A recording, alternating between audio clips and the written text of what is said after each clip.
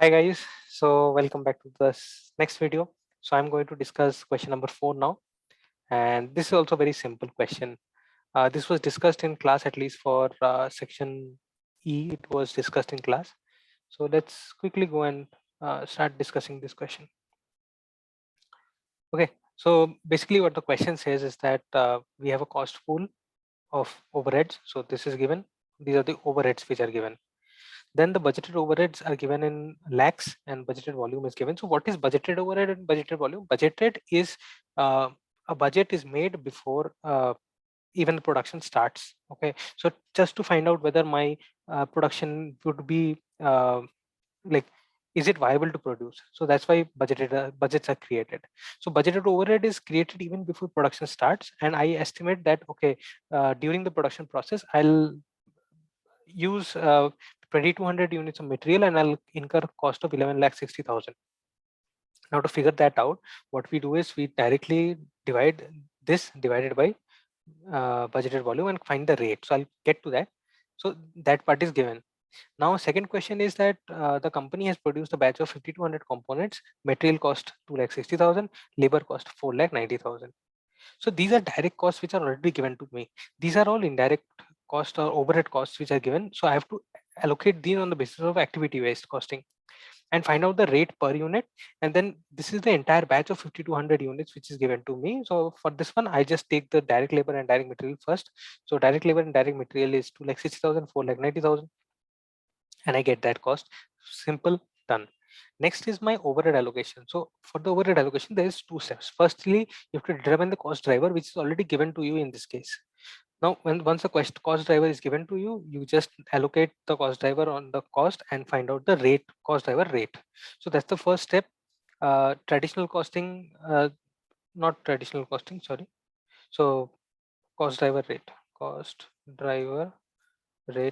calculation.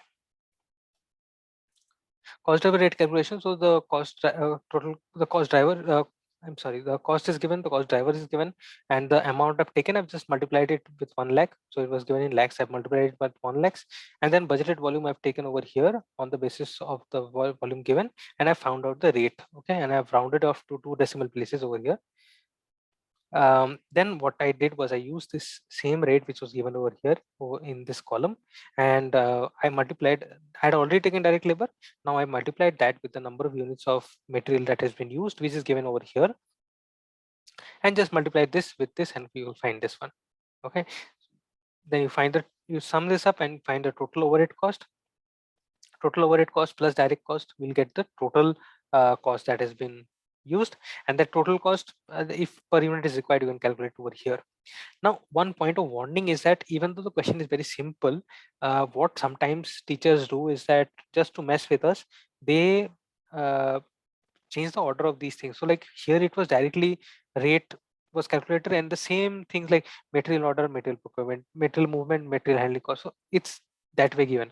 Sometimes what happens is they mix the thing up. So like maintenance will be given here and then material will be given here.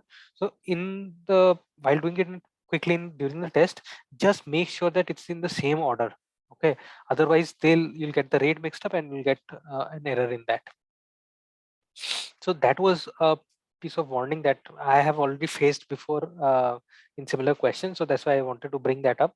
Otherwise, the question is very simple, and I hope you guys got it. I sorry for speaking very fast and going through very quickly, because this has been discussed in class, and then this is just a continuation of the previous question and similar concept. So I thought it's easier to just go through it fast. Okay.